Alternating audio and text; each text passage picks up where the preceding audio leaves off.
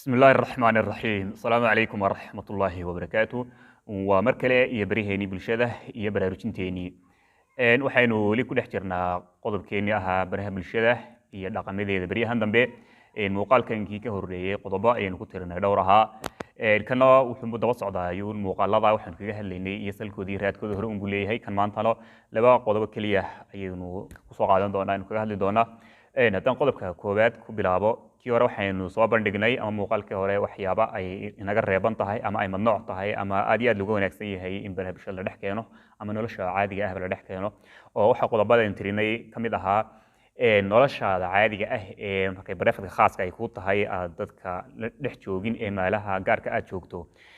iyo markay kamaradu ku hor taalo waxaad ku hadlaysaa inaanay iskhilaafin isku mid noqdaan oo markaad kamaradan ku hor taala iyo muuqaal duubahan aad hor joogto waxaad ku hadlayso iyo waxa aad dibadda markaad joogto aad samaynaysaa inaan iskhilaafin inaad qof qurun ahaato haddii dhowr qof kala ahaanin kan maanta kii uu kayra duwan yahay si khaas ah ayuu taabanaya dad khaas ah waxaynu aragnaa bil kasta sanad kasta waa kastoo beriya maalin kasta aragnaa oo isheenu qabataa inan ooyeysa oo baraha bulshada ka dhex ooyeysa oo leh waa la farxumeeyey muuqaal baa layga duubay anigoo aan caadi ahayn baa muuqaal layga duubay kadib barihii bulshada la soo geliyey oo aad moodo dadka baraha bulshada ku jira ama dadka daawanaya inay judgment yihiin ama iyagoo ay xukumayaan oo qofkan waxaan ku sameeyey ay soo qabanayaan ay dadkii ganaaxi lahaa ama wuxuu mutaystay iyagu marin lahaa ay yihiin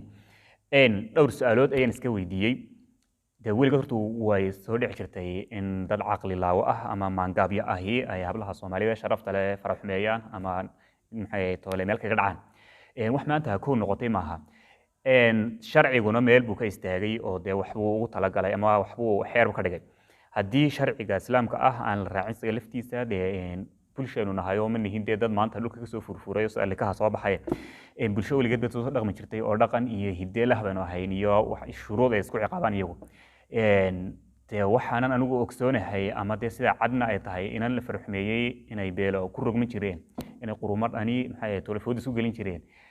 intaasoo wiil oo gaban oo feedhay oo maxay tooley bulshada soo kacay lagu waayi jiray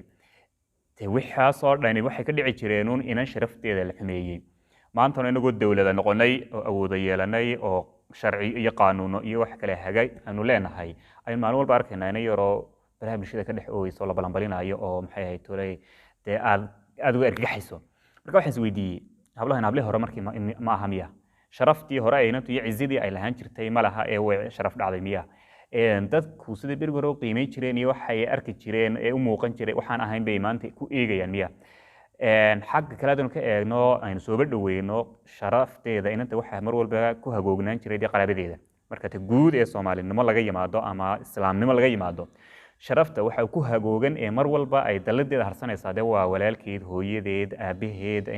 adeeradeed abtiyaasheed dee inta ku hareeraysan dee intaasunbaa qofka ku xadgudba dee inantaa sharaftooda meel saari jiray maantana halkoodii waxaa ku jira dee dowladda iyo sharciga iyo qaanuunka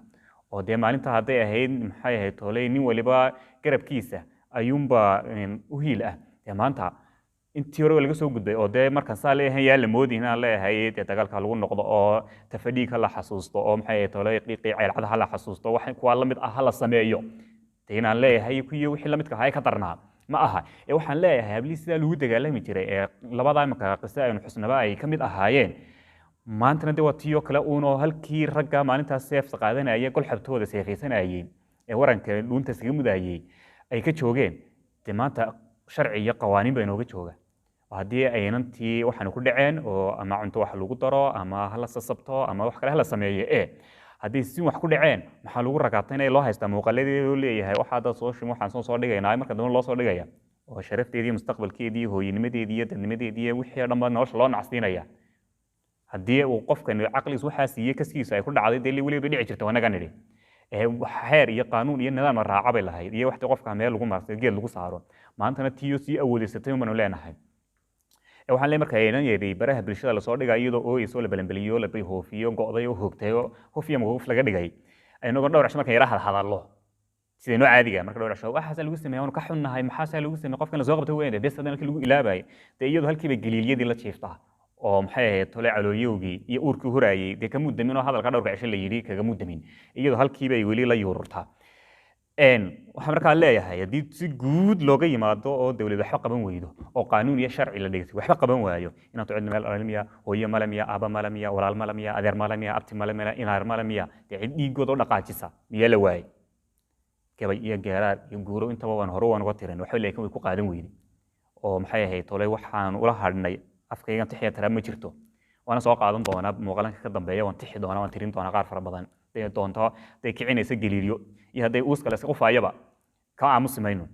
su'aasheeda igu taagan aan baraha bulshada u soo marinaya dadka aan dariiqan taaganahay ku weydiinayo aan halkan idinka weydiinayo waxay tahay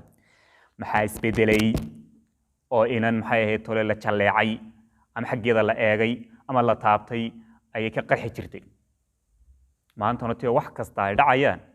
ayaynu arkaynaa oo aan cidi ka digigixanayn cidi ka yaxyaxaynin cidi yac ka oran haynin maxaa isbedelay bal su'aasha iga soo jawaab maxaa isbedelay sidee wax yihiin maxaa sanad walba maalin kastaba yoom kasta maxay inuu ooyeysaa oo la balanbalinaya oo loo hoofaya oo dhowr cishanta looga hadlo kadibna faraa looga qaaday waa su'aasha maanta idinkaga tegaya idin dhex taalla qodobka kale oo ugu dheeraaday fiidiyowgii dib aan u dhiganaya asalaamu calaykum waraxmatullaahi wabarakaatu